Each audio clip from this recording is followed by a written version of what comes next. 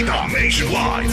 Mga kabrigadang may-ari ng SIM, sinirekomendang ipasok sa Witness Protection Program. Brigada Ann Cortez, ibrigada mo! Brigada. Bago pa nga tuloy ang matapos ang pagdinig ng Senate Blue Ribbon Committee ay binati na ni Senate President Tito Soto ang owner ng Sims Construction Trading na si Sally Santos matapos na naging pagdalahan nito sa lahat ng kanyang nalalaman. Just one manifestation, Mr. President. Usually, pagka meron ka mga itinatagong salaysay, mas maganda ilabas mo na. At para wag kang matakot. Kasi wala ka nang dapat ikatakot pag nailabas mo na lahat. Matakot ka kung hindi mo nilalabas. Doon ka dapat matakot. So ako'y bumabati ng magandang pagbati dito kay Ms. Santos. Sapagkat tama po yung ginawa ninyo. Dito yung affidavit ninyo sa amin. Kahit ano po mangyari, nailahad nyo na.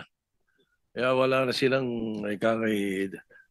actually, wala na silang problema sa'yo at ito'y sworn affidavit and all. No? At ito'y makakarating na sa Department of Justice. Kaugnay nito, nirekomenda ni Senator J.V. Ejercito ang pagpasok kay Santos sa Witness Protection Program ng Department of Justice. Maaalala sa naging pagdinig ay inamin ng nasabing kontraktor na may natanggap siyang royalty mula sa mga flood control projects habang ipinapahiram niya nga ang kanyang lisensya kina dating Assistant District Engineer Bryce Hernandez. Matapos naman ang pagdinig ay agad na isinugod si Santos sa klinik ng Senado dahil bigla ang sumama ang kanyang pakiramdam. Siguro dehydrated lang siya pero currently okay naman siya. Hindi mataas ang blood pressure, sir? Medyo mataas pero okay naman siya ngayon. Sa usapin ng pagiging state witness, sinabi ng kanyang abogado na hayaan niya ang DOJ na magdesisyon tungkol dito. Maaalala, sinamantala ni Justice Secretary Crispin Remulla ang investigasyon ng Senado para makausap na nga si Curly Discaya hinggil sa application nito sa WPP. We will evaluate.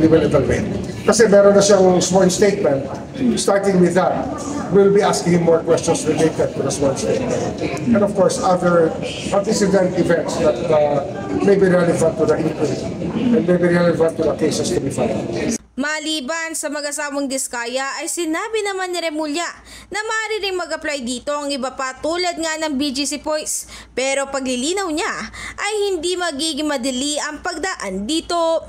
In the heart of changing lives, ako si Brigada Ann Cortez ng 105.1 Brigada News FM Manila, The Music News Authority. Brigada Balita. Ang bahaging ito ay hatid sa atin ng Mom's Love ES1 Capsule. Simulang tuparin ang pangarap ng iyong anak. And stunting now!